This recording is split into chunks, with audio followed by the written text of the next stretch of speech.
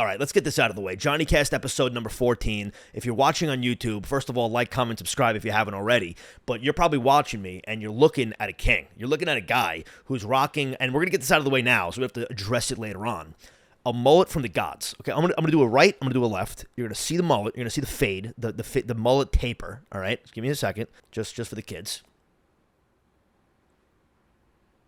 I mean, come on now.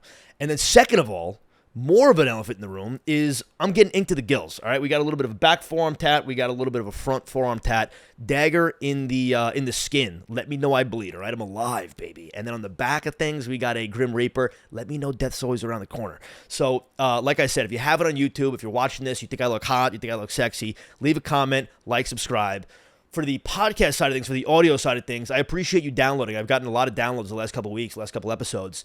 So if you could leave a review, that'd be phenomenal. Apple Podcasts, Spotify. And let's get right into it. So I know I mentioned my tattoos, obviously. I'm pretty excited about them. If I know you on a personal level, I've probably mentioned them because I just can't stop talking about tattoos because I love them. It's been a year and change since my first one, and I'm off and running.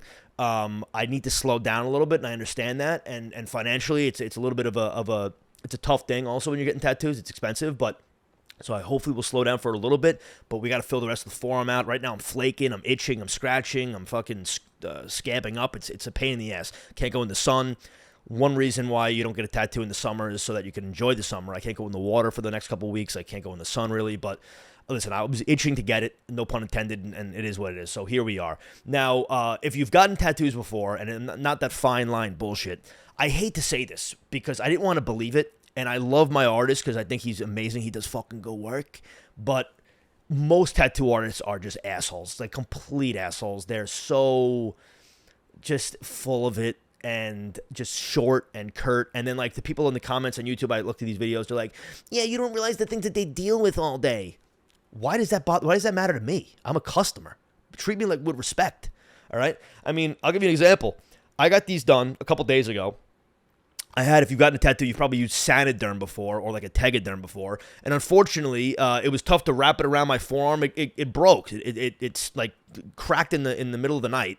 And so not only did it leak all over my mattress, but on top of the ink, but on top of that, I needed to replace it, right? I don't want this to heal shitty and then look like garbage for the rest of my life. So I called a couple tattoo shops. They didn't have any. Okay, but like every single person I was very nice when I called. I call up, I go, hey, what's going on, guys? I go, I just recently got a tattoo and my Saniderm broke. If you guys have any, I'd love to come to the shop and I'd even just like pay for you guys for extra because I know it's a pain in the ass on your end. And I think it's a nice way to call it, a nice way to start that conversation. And you get like weird responses, but then this one fucking guy, and I'm going to say it, I don't even care. I live on Long Island, New York. This guy at Da Vinci Tattoo, some fucking tattoo shop. Who gives a fuck about Da Vinci Tattoo? This guy has the balls I call him up, nice as anything. Tell him my quick situation in less than 10 seconds. He goes, yeah, I have some. I don't want to give it to you. So I go, what? And now, like, if you're gonna be a dickhead to me, I'm gonna march back. Like it's gonna be a disaster. And so I go, I don't even remember how it exactly went, but I go, are you kidding? I laughed. I was like, are you what? I thought he was kidding maybe. And he's like, yeah, I have it. It's against my policy. I don't give it out. I go, yeah, I'm not asking for you to, and now like obviously the bridge is burnt. He's not gonna give it to me. But I go, yeah, I'm not asking for it. I was gonna pay you for it, but now you just lost my business and just fucking hung up. And yeah, if you're running a business, my mother owns a small business. I mean, be nice to every customer you come in contact with. He just not that I would ever go to that dog shit tattoo spot, but the point is that I could have been a potential customer. What does he know? He's answering the phone like a scumbag, and now he lost some business. I'm taking my business to where it's always been, which is Smith Street Tattoo Parlor in Brooklyn, the best of the best, fucking old designs, Tony Polito designs, the goats, Eli Quinter, shout him out, unbelievable work. He's a tough cookie to crack as well. I mean, I understand if you're a tattoo artist, you don't want to fucking talk to me all day, especially me, because I just fucking talk all the time. I get that. But I kind of get the vibe. I walk in there, he knows me already because he's done my leg before, and we're talking a little bit, and I'm trying to make some conversation, bro. Like, be a little open. What do you want me to do? I mean, I'm trying to pass some time here while you're stabbing my arm. It's killing me. So. But, yeah, that was my tattoo situation. So we're going to put that topic to bed. It's done. If you want to look at them for the whole podcast, then take a look at them, all right? And I'll put some pictures up as well so you can kind of see them. But I'm really thrilled with the way they came out. You always have post-tattoo regret. I don't care who you are. I'd have to imagine. I've wanted these for a while. I got them by the guy who I love, who does amazing work, and yet still, once it's in the bandage, you go, holy shit, I don't know if it looked good, I don't know if this, I don't know if that, why did I do this, now it's on me forever, blah, blah, blah. And then a day goes by, 2 days go by, you wash it off, you take a look at it, and hopefully you like it. And yeah, I love this work, so I'm excited. I'm going to start adding to it, up the arm. I'm really not touching my torso at all. I'm not going to really try to touch my other arm. I think I'm just going to end off with this arm, which is tough because, I mean, there's so much shit that I want. So we shall see. So let's move on. Next point of conversation that I'm so excited to say is that we've said this before. Johnny is a Renaissance man, and not only that, I have a lot of interest and I have a lot of skills and talents, but I'm also a fucking closer. At the end of the day, if you want a guy to close, you want a guy to just be an assassin, a hitman, a fucking, just a bounty hunter of sorts, okay? You call me. That's why I'm the king of sales. That's why I'm a god when it comes to closing. And what did I do? Me and my 3 buddies that come from Philadelphia, they have been talking to me about Zahav, an incredible dining experience in Old City, Philadelphia, okay? Israeli cuisine, Mediterranean-ish, right? You got the hummus, you got the roasted chicken, everything, lamb, the whole nine, right? Probably my favorite genre of food other than well-done Mexican. Could surpass it in the near future. But so I had heard about it. I was so excited. And then I find out it's impossible to get a spot. I mean, you gotta get on Resi like the second the tables go live. You have to book it 2 months in advance. And because I'm a busy guy, I got a lot of hobbies. I got a lot of things to tend to. I got a band to deal with that I got shows about. I got recording this. I could only do a couple weekends. So I was targeting the weekend of August the 25th. Okay. And so, what's today? Yeah. July 1st is when it goes live for all of August. So I'm there. It starts at 10:59 and 59 seconds, 11 a.m. It goes live every first of the month for 2 months in advance. So, what did I do? I closed. I fucking got a reservation for 4 people at Zahav. I'm so excited. This is my plan. This is my vision. I'm going to work from my buddy's apartment on the reservations for a Thursday. I'm going to go there on a Wednesday probably. Then that next morning, lunchtime, okay? Lunchtime, I'm going to go to Angelo's. I'm going to get, I'm going to tell them to give me what they want to give me. Let me teach you a lesson as well. When you're going to a nice local spot that means something, it doesn't matter where it is. It could be in Wisconsin, or it could be in Brooklyn, or it could be in anywhere. I want you, as the person who works there, who knows the product, to give me what you're supposed to give me. If I walk into your deli and it's a big-time deli, you give me what your specialty is. You give me what makes you special. So I'm going to walk into Angelo's. I'm going to get probably that cheesesteak that everyone talks about, but I'm also going to get some I'm going to order a meal for 5 for me and just sample shit, because I mean, what else am I there for? So Angelo's in the morning and early afternoon. Have a nice lunch. Relax, have a good time, work from home, whatever the fuck. And then that night, 8 p.m., boom, Zahav with 3 of my best pals. So excited about it. After that happens, we're going to hopefully take a nice little trip down to the Jersey Shore, the Philly side, okay? Not the better side, not the Jersey, New York side, the Manasquans of the world, the Belmars of the world, the Lake Comos of the world. No, we're going Philly side, which is fun in its own right. The AC side, the Margate side, the Sea Isle side, the Avalon side. The side of, I don't know what you'd call it, not as good as the other side, but it's still all right, okay? So I'm going to have a great weekend. I'm so excited about that, and it's something to look forward to. We got it in 2 fucking months, basically, August 24th, so like 7 weeks. So we got that, and that's really all I got to look forward to at the current moment. I'm going to get to my Montreal trip in a little bit. I'm going to preview it. But, I mean, that's going to be a great one. We're seeing Drizzy Drake, the Six God, a.k.a. Aubrey Graham. I'm trying to think of other nicknames for him. But, yeah, we'll preview that in a little bit. Now, let's talk about the topic at hand, which right now it is July 2nd. Okay, it's a Sunday.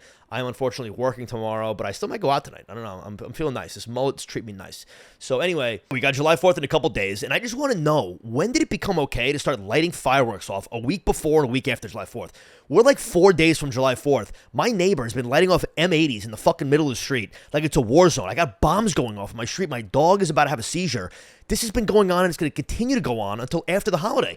I'm all for the fireworks during the July 4th. It's fun. I mean, I feel like everyone's got that uncle who's just gonna spend like way too much money on fireworks. It's almost weird. He's spending 5-10 grand on fireworks maybe, or maybe someone else's uncle on the block is doing that, and it's just like, bro, what are you wasting this money on for? It's nothing. It's gone after the day. But let him do it. But if we're lighting off M80's, just dynamite in my fucking street a week before, a week after, it's 2 a.m. I'm getting woken up. I mean, it's insane. So July 4th, fun holiday. You got the barbecues, the beers. I'm excited about it. I was also thinking about this. When you're a young kid, I used to use those sparklers, and I used to use those little things you throw at the ground. They pop. All fun. But, I mean, think about how undeveloped the human brain is, where when you're a kid, maybe I was a little slow, but like, I'm 8, 9, 10. I'm using those sparklers like I think I'm on the Disney Channel. It's a fucking metal rod with a fire on the end of it. I mean, why is that special? I thought it was so cool. But, I mean, it's just that childhood nostalgia that just keeps me on going. It just keeps me going. But, yeah, so that's my July 4th rant. Now, I spoke about Culver's last episode. I am in love with Culver's. I tried it a couple times in the Chicago area recently, was blown away. And so I did some digging. I said, hey, listen, I'm inspired. I want to own one of these. Let me bring it to New York. Let me make a flourishing business out of Culver's in the East Coast, Northeast. They don't have any over here. Great business opportunity. So what did I do? I applied not only via phone, I wrote a fucking novella to these people about why I should own a Culver's, why I should have one in the Northeast, yada, yada, yada, yada. And they shot me down real quick. And the reason why they shot me down is because the supply chain situation is just too far away. They're only Midwest and Florida. Apparently the owners, after they rejected me, I had to call a franchise owner and really like get to the bottom of this because I was certain I was going to own one. So I called some woman who owns like 6 or 7 in the Chicago, Wisconsin area. I guess in both, I don't even know. And she was explaining to me that, yeah, the supply chain situation would be too far out. I'd also be left out to dry because I don't have any other Culver's partners.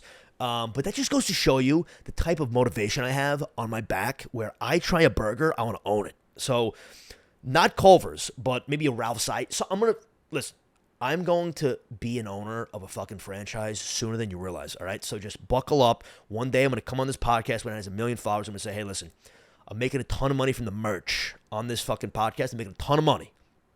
I got the Patreon popping. I got it all popping. But you got to diversify, right? I was in finance. I worked in finance for 4 fucking years. What do? You got to diversify. So not only am I going to be making money from this podcast, but I'm going to also be making money from my franchise that I own of some type of fast food or fast casual or some type of establishment where you eat or drink or something like that. Something like that. I'm coming off as very Tourette's guy today. I'm giving a lot of things that I'm saying, and then I'm following up with a little bit of a reference. If you caught that one, that was something like that, which is Adam Sandler. But yeah, so let's get to the food reviews now because I spoke about Culver's. That was a nice little intro, a nice little nice smooth transition into my food reviews. But I want to continue with these food reviews because I'm learning that, I mean, there's got to be a rhyme and a reason to posting on social media. I've realized this now. You can't just be throwing shit at the wall. You got to post at the right time. You got to post the correct content, the right format, the right length of time. You got to put different types of like environments in it. You got a lot of different things. I've been doing a lot of research and I'm motivated now. I was losing a little bit of my motivation because I was working. I had my job that I was pretty busy last couple of months, but no, I'm back in it and I got to be strategic. So what I saw was that these food reviews I did, people like to hear Johnny talk about fast food. So I'm going to continue to do some fast food. Once I run out, I'm going to do some fast casual. After that, maybe break down some cereals that I like. I don't know. We're going to figure it out. Okay. This is a journey. This is a kind of feel it out journey. So my first review of the day, my first food review of the day, In-N-Out. Now, In-N-Out, listen, I'll be the one to say it. It's the most overrated fast food burger in the history of fast food. It's just not that good. It's not bad. It's pretty solid, but it's been so overhyped. It's almost not even their fault. You go to this place. I mean, I've been there a couple times, different locations. You think your life's going to change when you have this burger. It's just not that good. It looks great. I mean, listen, I'll give it to them. It's a sexy fucking burger. This burger, I swear to God, it could be on a Sports Illustrated swimsuit cover, this burger. It's a good-looking burger. They're folding it nice, making it photogenic. You got a nice stack, okay? The issue is it just doesn't taste that good. The animal style is at best. I mean, it's kind of bland. The fries are skinny and dry, just not that good. The shakes are not bad, and they're like $2.50. And this is the one thing about In-N-Out. Unbelievably cheap. For that quality, I'll give it to them. You can't find anything else like it. I mean, $10, you're getting a full double-double, fries, and a shake. $10. It's insane. But besides that, it's just not that good. I don't understand the hype. I never have. Maybe it's a Cali thing. It's cool. I can find you a better burger in a lot of spots. But for the value, I guess people like it. Highly overrated. All right, so Sonic is the next review, and Sonic holds a special place in my heart. I'm not going to sit here and lie. It really does. When I was a kid, we would... Actually, let me start it off like this. I have so many friends who, they tell me about their elaborate family vacations annually. Every fucking year, these families were going to Bahamas, Aruba, Europe, okay? When I was a kid, we'd take a 3-day weekend. We'd go to Lancaster, Pennsylvania once a year, okay? We would check out the Amish. We would go shopping at the outlets. I got a new pair of Nike shoes, okay? And they had a Sonic drive-thru there in Lancaster, Pennsylvania. This is before New York had Sonics. And every year I would look forward to going to Sonic, right? They had a lot of, like, diverse menu. They had chili cheese dog. They had all this crazy stuff. And I would get it, and I loved it, okay? That was our vacation, okay? Is there anything wrong with that? Listen, if you got something to say about that, I'll fucking come and see you in a different way. So the bottom line is Sonic, most diverse menu in fast food. It's incredible, really. First, let's start off with the burgers. I think it's, like, steamed, so the meat a little wonky for me. It really is, which is saying something, because I'll eat some crazy shit. But they got the fixings. It's all about the fixings, just like the Whopper. When you eat this burger and you got the lettuce, tomato, the onion, the fucking pickles, ketchup, mayo, they even put mustard on the fucking thing. I get that off, but I've heard it's good, and I might have to try that soon. But the burgers are all right. They're pretty solid. You could put it on Texas toast. They got these things, I think they're called like toasters. You put a burger with like a lot of cheese, maybe some bacon. I'm not a bacon guy really. You put it on some Texas toast. Their breakfast sandwiches are pretty solid. They do like an egg burrito fucking thing, like a breakfast burrito. And then you start trickling down the menu, and it just keeps getting better and better. I mean, really. You got these chili cheese wraps. I'm a big chili cheese guy when I'm eating dirty because it's fun, okay? Chili cheese wrap with, like, Fritos in it. It's incredible, okay? Soft tortilla, whatever you want to call it, with the chili cheese in it. Amazing. Chili cheese, they call it a coney. It's a fucking hot dog, chili cheese dog. I'm not going to eat that now, but like when I was a kid, it was fun. They got pretzels. You're dipping in cheese, like warm pretzels. Okay, they got fries, tater tots, fucking jalapeno poppers. They're doing like cheese curds, I think. They're doing onion rings, all of it, okay? Chicken tenders on the side as well. I mean, we didn't even get to the best part, by the way, which is the beverages and the sweets, okay? They start you off with a cherry limeade. This is their big thing, a cherry limeade. I don't even like soda. This thing is crack, really. This cherry limeade is better than a Shirley Temple, for Christ's sake, okay? Then you start trickling down. They got slushes. I'm not 5 years old, but I might dabble in a slush every once in a while, okay? The blue slushes, all of them. Then you toss in some cream. They're called cream slushes. They're putting soft serve in with the slushes. It becomes like a milkshake with like, it's incredible. It's like an Italianized milkshake. On top of that, you could throw soft serve in the cherry limeade. It's like a cherry limeade cream slush, I think it's called. I haven't had one in a long time. I'm pulling that out of the back pocket. I think that's what it's called. And then the Sonic Blast. Now, the Sonic Blast is your average, or not average, but it's your vanilla-based whipped fucking ice cream with shit in it stuff. So like Butterfinger or cookie dough or whatever. But they're always doing specialty things. They got churro. They're always doing something nice. They just get it, okay? Sonic is what it's all about. So that's my Sonic review. Next review is Dairy Queen. Now, Dairy Queen is what we like to call, for my Philly fans out there, any bowl. It's just not that good, okay? The food is okay. There's one burger I've had that I kind of like, actually. It's called like a flamethrower grill burger or something like that. It's like a bacon cheeseburger with Swiss on it. They got like hot sauce with it. It's pretty good. It's not bad.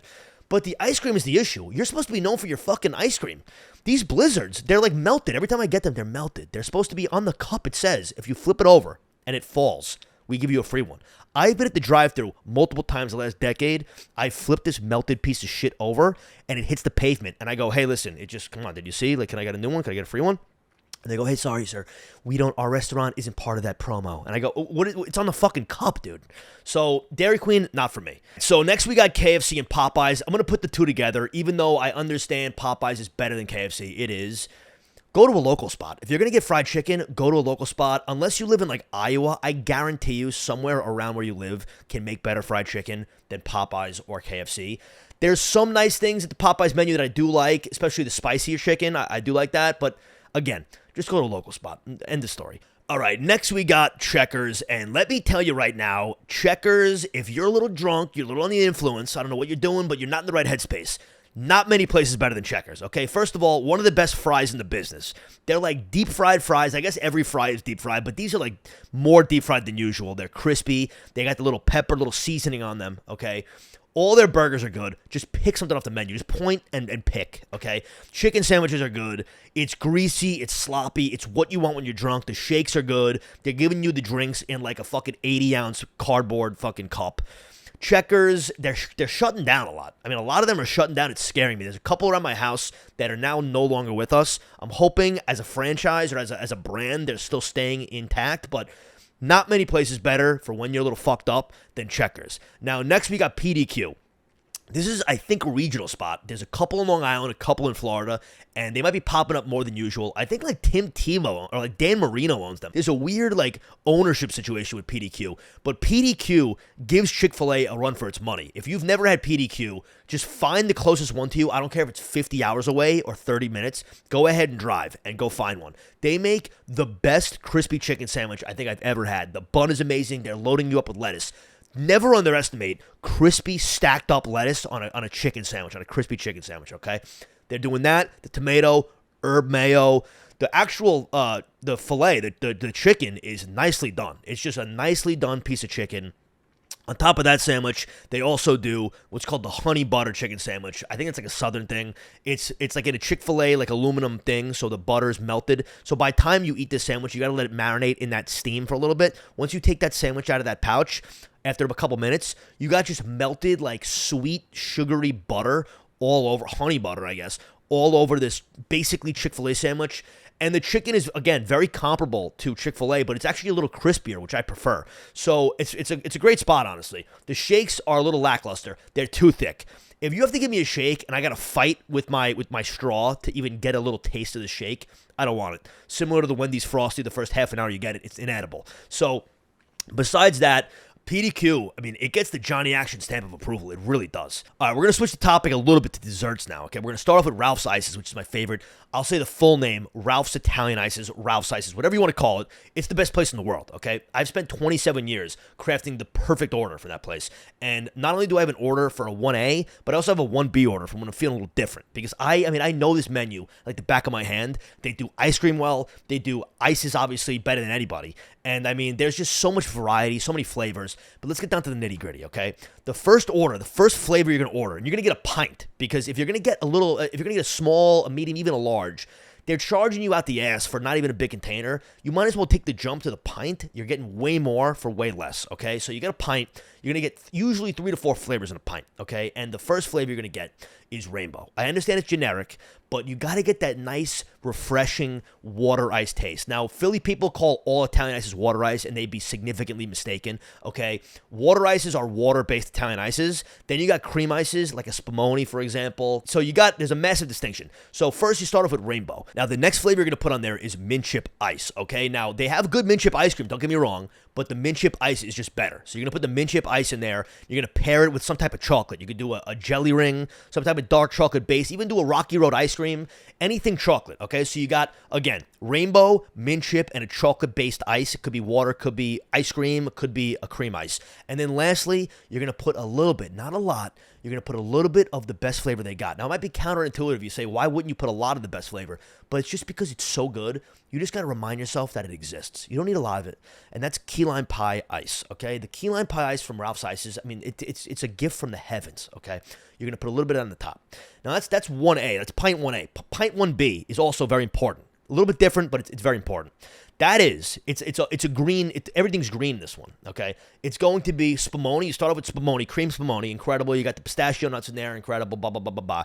Next, you're going to go a lot of the key lime ice. I know I said a little bit in the first one. You're going to do a lot of key lime ice in the second one. You're going to split these in thirds, right? 33% all 3 ways. The first flavor, again, Spumoni. Second flavor, again, is key lime pie. And then thirdly, you're going to repeat yourself, and you're going to get that mint chip again because it's too good. Those are the 2 orders. If you have this, you could slice it. You could put a little bit of coffee ice cream in there as well, actually. You could put a little bit of coffee ice cream in there as well. Besides that, those are the 2 pints to get. Now, they got other stuff. They got great soft serve ice cream, right? So you can do an iceberg. You get a water ice with some vanilla soft serve on it, and you throw a lot of Crunchies on there. I'm a big Crunchies guy. You could do a sundae. They do a sundae. You got vanilla soft serve with some type of cherry syrup, some chocolate Crunchies as well. Phenomenal. Some chocolate syrup on there also. Amazing. They got it all. The bottom line is, Ralph's Ices, there's no place better. I got a fucking Ralph's Ices sweatshirt. That's how good it is. I don't wear it in public.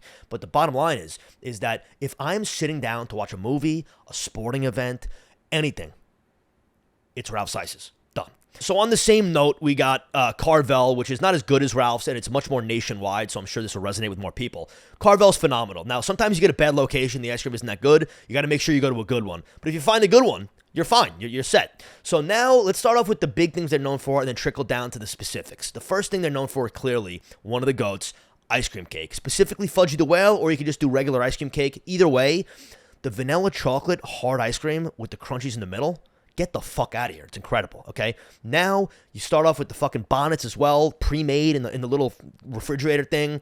Bonnets are great. You move on, and you get to the flying saucers, which, I mean, flying saucers are special.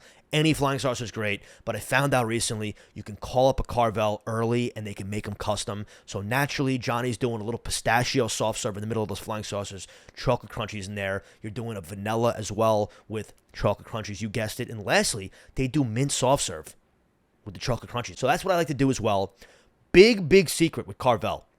You could do it anywhere, but I mean, I found out about this at Carvel, and it just changed my life.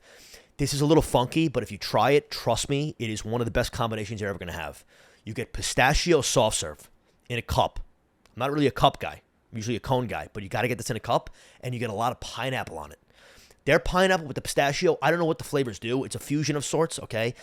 The pineapple juice is like kind of lurking around. It's pooling up with the melting soft serve. It's a special treat. You got to try it. So you got that. You got clearly your classic vanilla cone with the rainbow sprinkles. It's classic. It feels nice when you eat it. You feel like you're in the 50s when you eat that. I'm sure the shakes are good. I'm not going to Carvel for a shake personally, just because I can get way better from there.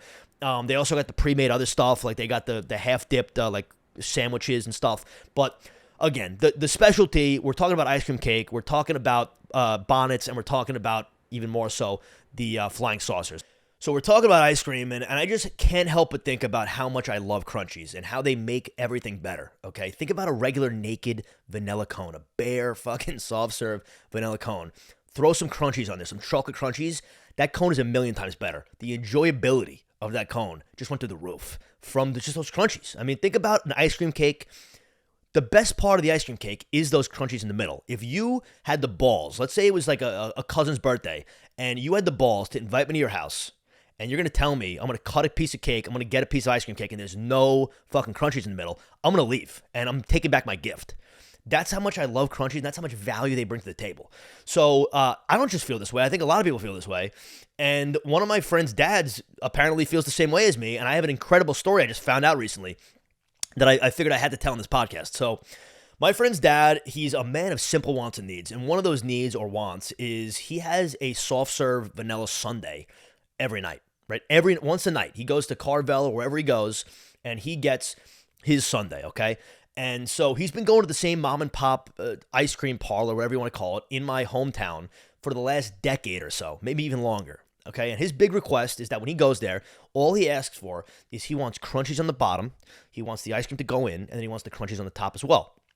A very, very reasonable request, okay? Especially from an ice cream place that sells crunchies, okay?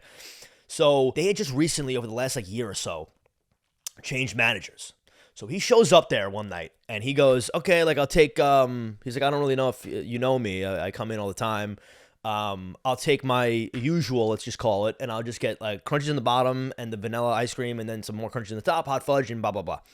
And the girl says oh, I'm sorry, sir, we can't do that. And he's just like, what do you mean? She's like, yeah, we can't put crunchies on the bottom. And he's like, yeah, I've been coming here for 12 years. Again, I want some crunchies on the bottom, and I want the soft serve in the middle and the hot fudge, and then I want the crunchies on the top. And she goes, yeah, no, we can't do that. So he goes, can I speak to a manager? Now, if this was me, I'd be already on the other side of that cashier situation. But anyway, he goes, can I speak to a manager? So she goes, yeah, sure. So now she brings this manager who we had never seen before, who just had started not too long ago. But I guess he was working in the days or some shit. I don't know the exact scenario. But he goes, yeah, no, sorry, sir, we can't do that. And I can't even imagine what would go down in that place if I was there. I mean, it would be a disaster. So he goes, you're telling me that I can't put chocolate crunchies, I can't even pay extra for the crunchies on the bottom? I just want the ice cream. I'll pay extra for it. I don't give a fuck. I want to enjoy my ice cream. What is the reasoning for this? He goes, sorry, sir, it's against our policy. We no longer are putting crunchies on the bottom of the dish. And guess what? like a fucking man, as he should have, he grabbed his balls and he walked out of there and he goes, you are never, I don't know if he said this, but I hope he said this, you are never getting my business ever again. Just know and tell the owners of this establishment that you just lost one of your best customers. And you know what? God bless him. Now he's going to Carvel, and they're putting the Crunchies anywhere. I mean, they're putting the Crunchies on the bottom, on the top. He's laying across the fucking tile floor. They're throwing it in his mouth. It's money. I mean, I'm a little bit well-versed in the small business space. My mother owns a small business. If her best customer had a crazy request, you kind of have to do it. This isn't a crazy request. I mean, come on now. So that story fueled me up, but it also made me happy that he didn't go, because people would walk in there, make no mistake. People would walk in, and what would they do? They would go, oh, you won't put it on there? Manager would go, hey, listen, like, yeah, we don't do this. Like, I'm sorry, bud. Like, you're not that guy, pal. You're not getting those Crunchies in the bottom. And then a coward would go, oh, okay, I'll take it anyway. And then they would just eat their ice cream in their car like a little fucking piece of shit. And but no, he fucking stood up like a king, like a fucking god, and he did what he had to do. And I just hope that more people are like him and like myself. And so that's that. I guess we're going to get to my last review, and I want to start doing local spots. So, I mean, I know I've been doing main, like, fast food things, but it's fun to kind of do maybe local restaurants or whatnot, just because it's fun. I enjoy it. And I was talking about the mom and pop ice cream shop. I'm not going to mention their name with the story with the Crunchies, but let's talk about Rex, or the Rex Burger and Lobster, which is on Jericho Turnpike, I believe, in Garden City, Mineola. I've had it a bunch of times. And I used to call it, I still do, I call it Rexy Bud. I don't know why, but I call this place, because I used to work over there. It was fucking in the old day, but I used to work in. And so I used to work over there in Garden City, and all the guys I used to work with, we used to get Rexy Bud. I don't know where the fucking came from. It was a funny name. We used to call it, for the Rex Burger Lobster, we call it Rexy Bud. Rexy Bud. But anyway, yeah, so the Rex Burger Lobster, they make a good burger. It looks like an In-N-Out type of burger. It's a little pricey. That's the issue. You're getting the fucking burger, a double cheeseburger, fries, a dipping sauce. It charged me $1.50 for fucking dipping sauce and a hand-spun shake. I mean, it's a good shake. Hand-spun. What do we got? The girl in the back fucking, what is she doing? But either way, $27 it's running you for a burger, fries, dipping sauce, and a fucking shake. It's expensive. But I'll pay up for quality, and it is very good. Every time I've gone, I've really enjoyed it. So I can't say a bad word about it. I really do enjoy it. So go try it out. Now, they do a little gimmicky thing. Again, it's called Rex Burger and Lobster, where they're throwing a lobster tail on the fucking burger. They also do lobster rolls as well. I'm not getting a lobster roll from someplace in Mineola that serves cheeseburgers and fucking cheese whiz with fries. But the bottom line is, they're doing a gimmicky lobster with I mean, grow up. But the burger itself is very good, very tasty. I enjoy the fries as well. It's a good vibe in there. They got like an old retro kind of speakeasy vibe. So go check it out. That's my local review. I'm going to start doing fast casual reviews next week because, I mean, I can start riffing then, baby. I mean, we could talk about fast casual for days. So we could do a bunch of that stuff and yeah. So now let's fully switch gears. I was in the gym last week, middle of the day, and I see this. I'm going to put the picture up, okay? This has got to stop, okay? This didn't exist until 3 years ago. And now this entire generation is fucked. They all think that they're bodybuilding contestants. They think they're Frank Zane in 1987. They're all fucking shirtless in the middle of the day, flexing. They got the wife beaters on, the guinea tees, whatever you want to call them, with the flannel pajamas. They're wearing Crocs. How sloppy are Crocs? I'm getting tired of looking at Crocs. I mean, stop it with the Crocs in the gym. Then you got the special edition. People are wearing like 7-Eleven themed Crocs now. It's just getting out of hand. Everyone's got the same haircut, and they're all fucking shirtless flexing. They're all fake play fighting. There's 8 of them around a bench, all play fighting. I've had enough of this, okay? This hadn't existed in the entirety of the bodybuilding gym universe. 3 years ago, I don't know what the fuck changed, but this entire army of kids, and I'm imagining it's not just in New York and New Jersey, it's all over the country. They're all dressed the same. They all listen to the same music. They all like the same fucking, it's just too much. This fucking thing in the middle of the day, I've just had enough with it. I've had enough with it. Can we move on? I know I might sound old here by saying this, but this is a new generation thing that is significantly worse than I've ever seen. It really is. And at the same time, I do feel bad for these kids. This generation, with the social media and the dating apps, I mean, just, I mean, if you're 14, 15, 16-year-old kid and you think you're not going to be 6 feet tall or this or that, then you're going to get no women and you have no chance and people aren't going to respect you and all these stupid, like, weird societal things that are going on now with TikTok and Instagram. And it's just, I feel bad. I do. Everyone's on a steroid cycle now. All the people they look up to are like kids who are just like 18 and cycling. It's a very, we know this, but like it's instant gratification lifestyle. A lot of these kids are going to be smoked by the time they're 30, but it doesn't matter, right? It's all about right now. It's all about right now. It's sad. I feel bad for them. If this was me back then, if my generation was like this, if this was like how it was 10 years ago, I wouldn't have made it, bro. It would have been way too much pressure. So I do have to feel for those kids. It's very tough. It's like a dog eat dog world to the maximum now. Everything is public and stuff. It's tough. And so, yeah, that's my emotional take of the day. I feel for those kids. I really do. But let's get into, I was thinking about this a couple days ago, actually. Bowling's a fun time, really. Bowling is underratedly fun. I haven't gone in ages, but you go there, it's competitive, right? You get a little fucked up. It's cheap. The food, I mean, they're using the same grease and the same fryers for like 30 years, but it tastes good. It's like fries, fucking like fountain Sprites. Again, I don't really like soda. I'll drink a fountain Sprite at a bowling alley, okay? You get the chicken tenders that are like the thin chicken tenders that are like flat and wide. They're great. They're kind of stringy. I don't know if you know what I'm talking about. You rip the thing, it's like stringy. Bowling alleys are fun. You get a little competitive with the boys. I mean, come on now. And I'm not bad. I spin it nice. I wonder if I've ever bowled over a 200. I think I have. Let's get to the last two segments of the day. First is there anything worse? And we're going to start off with, is there anything worse than ticket fees? Okay. Ticket fees, you think you're going to a concert or a ball game or some like sporting event. You think you're going for $50. Okay. You get to the checkout. They're hitting you for $35,000 in ticket fees. I don't understand it. I'm paying $40,000 for $50 tickets at the end of this fucking checkout. Just include it in the original price because I'm getting tired of delaying the inevitable, wasting my time, wasting their time. And what are these fees going to? Really? I'm hitting a button. I mean, they're getting like 8 times the price of the ticket just so I can hit a button. It doesn't make any sense. And then secondly, we got, is there anything worse than those little mint beads in gum? Those little blue balls in gum? I mean, come on now. I'm eating an icebreaker gum or an extra gum and they're hitting me. I'm choking on these fucking mint beads. Who likes that type of gum? Get regular mint gum. Orbit, 5, Trident.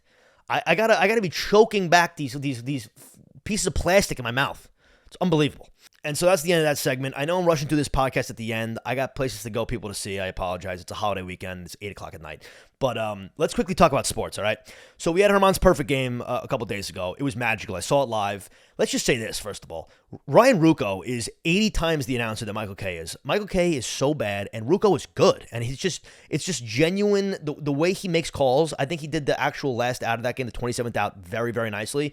When they pair him specifically with Flash Flaherty, I love it. I want to see Todd Frazier in the booth. I know he hasn't gotten in the booth yet, but he's in the post games. I love him too. But even Jeff Nelson's good. I just can't stand Kay. I mean, I couldn't even imagine how bad that call at the final out of that perfect game would have been if Michael Kay was calling it. It would have been a disgrace. So you got that. It's a sin that John Sterling did not get to see that in person. I think he might have been in the area, whether he called it or whatnot, for Boomer or Coney's perfect games in the 90s. But yeah, it's a shame that he doesn't travel to a lot of these West Coast spots or at least some away games because that would have been cool. But yeah, I mean, it was a great, great game. I get so nervous for the fielders during any of these situations, specifically Volpe. I was so nervous for Volpe, obviously a young guy, and obviously the first out of the ninth inning was a ball hit pretty nicely to him. I thought it could have lipped up on the edge of the grass, but it didn't. So that was awesome. And Donaldson made a nice play to end the game. I'm coming around on Josh Donaldson. I hate to say this. I know 90% of fans are just completely done with him, and I was done with him pretty much forever since the second they got him. And I'm doing this contrarian thing I usually do where like everyone hates him now, so I have to like him. But I will say this. The money's irrelevant. I feel for a guy, just like I kind of felt for Hicks at the end, who he's getting publicly embarrassed and humiliated every time he steps on the field in New York. He does. It's a shame. And you got to think about a guy who at a certain point in his career was a top end player. I mean, a top 5 player at some points. He's an MVP, okay? He was a guy who was a master at his position at being one of the, I mean, listen, being a professional baseball player is a 1 in a million type thing, and he was at the 1 percentile of that. So to see a guy fall from grace who, yeah, he's old, it sucks that his last memory as a pro is going to be these hard at-bats where he's getting booed at the stadium, yada, yada, yada. Obviously, his glove is still phenomenal. We know that. And you just can't hit 150, bro. I mean, it's bad. But listen, I think there's a chance he could turn it around just because the home runs are still there. I don't know. I feel bad for him. I do. But I would rather see bring up Peraza already. Put Volpe at second. Trade Glaber for some type of left-handed bat in the outfield or a pitching prospect or something. And put DJ at third. And just, Donaldson doesn't have to be there. Some of Boone's moves are so head-scratching where he pinch hits guys, especially when McKinney was hot. He was like taking McKinney out for Donald. It just doesn't make any sense. I'm just so done with Boone. And so I'm looking at my notes right here. A big shock this year, because I haven't spoken really about baseball publicly on the podcast since like the opening weekend, I think. And such a shocking disappointment is Oswaldo Cabrera. You never know. I mean, he went 3 for 4 yesterday, but I mean, it's just weird to me that he just didn't translate from his first to second year. He struggled mightily. Obviously, he's been sent down a bunch of times. I just hope he can right the ship. We see Volpe finally riding the ship. I mean, he looks electric right now. It's really exciting to watch him. I think he's a 6 or 7 game hit streak right now after today's loss to the Cardinals. By the way, that's another thing. This team is just not good, okay? First of all, you get basically no hit by Monty. It's embarrassing. They always find a way to lose in the most embarrassing ways. This Cardinals team is dog shit. They're like on par with the Mets kind of this year. I mean, not as bad in terms of like the way they lose, but this is just not a good team this year. You lose 2 out of 3 to them. Flaherty, who has been horrible, he's been a shell of himself the whole year, pitches an amazing game against them because they have no lineup. And then you got Monty going 6 2/3, 1 hit. It's embarrassing, okay? But Volpe is continuing to impress me now. I had always heard and I obviously had seen over the years that he starts off very cold at whatever level he's playing at. And then the second half of the year, he kicks it up. And then all of a sudden, he tears it up. And that's what he looks like he's doing right now. I think he had 5 straight or 4 straight multi-hit games. Brought the average from, he was at like 190. He's hitting 220 now. Last at bat of today's game, hits a base hit to keep the hitting streak alive off of Hicks, who throws gas. I mean, he just looks good right now. I have to admit, he's still shaky to me in the field. They got to put him at second base. His arm is just not it. He just does not have the arm for a shortstop, in my opinion, in this day and age. Maybe 30 years ago, 50 years ago, sure. But he has second baseman written all over him, especially when you got Peraza waiting in the wings, who's playing well from the plate in AAA and is an amazing, amazing fielder. So in that regard, this team, I was going to sit here and tell you before this series, if I recorded this podcast before this series, I was going to sit here and tell you that this is what the Yankees are going to do like every year, where they have this easy stretch of games, right? They play the A's, they play the Cardinals, they're going to play all these teams, and then they're going to go on a little bit of a winning streak. They're going to hit because they're playing bad pitching, and we're all going to get our hopes up, right? You got Volpe finally hitting well. Maybe Donaldson figures it out. You traded at the deadline for a good lefty bat, an outfielder. You have maybe Stanton gets hot. Judge comes back from being hurt. Bader's healthy. Rodon comes back, right? Cole is Cole. Maybe Severino rights the ship. You got Herman riding the momentum from the perfect game. And then all of a sudden, everyone's excited. And this could be it. This could be it. But then they do this bullshit where they even drop 2 out of 3 to the St. Louis Cardinals. This team is just not good. There needs to be some actual changes to this team. And a lot of times you can't do that because they're handcuffed by these contracts. I mean, I can't sit here and tell you they shouldn't have signed Aaron Judge to that extension, or at least to that new contract, because he did what he did last year, but it's just, I mean, I hate to say it.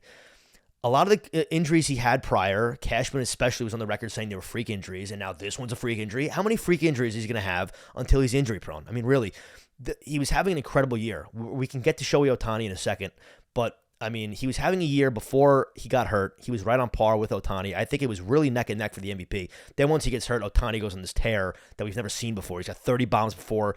He has basically the same pace as Judge's home run pace from last year, and he's a Cy Young candidate. He's hitting 390-foot bombs. I mean, or 490-foot bombs. He's just incredible. He's incredible.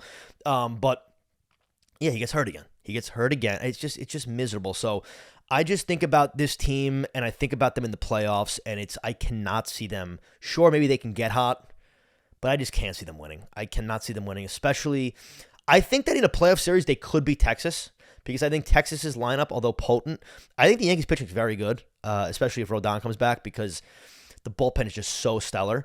But it just, the other side of things scares me. I don't know. I just think that in a serious series, a playoff series, I think Tampa Bay, I think that Houston still has a significant advantage to the Yankees right now. I think they do. And then we haven't even discussed Atlanta, who is light years ahead of everyone. I think that they're a shoo-in for the World Series. And so yeah, we'll see what happens. And so we'll end off the sports section with Steve Cohen, who just annoyed me. I never really had an opinion on him. I thought he was kind of a beast because he was just spending a lot of money.